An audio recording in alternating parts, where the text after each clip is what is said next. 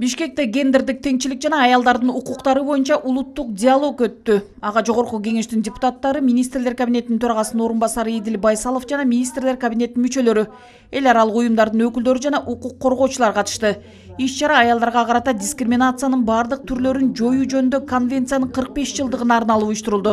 Кыргызстан бул конвенцияны 30 жыл мурда ратификациялаган. Демек, бул конвенцияга камтылган сунуштамаларды аткарууга милдет алган. Жыйында учурда тилекке каршы аялдарга, кыздарга карата болуп жаткан зордук, зомбулук орун алып жатканы боюнча маалыматтар айтылды.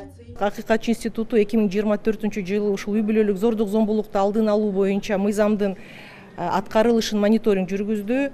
Бул мониторингдин жыйынтыктары кабинет министрлигине жана министрлер кабинетине жана башкы прокурорго жолдонду. Анткени биздин мониторинг көрсөткөндөй, ушул мыйзамдын аткарылышы жерлерде жергиликтүү бийлик башкаруу органдары болуп, ошолордун өз ара аракеттенүүсүнүн натыйжалуу жоктугунан келип чыкты деген биз тыянакка келдик да.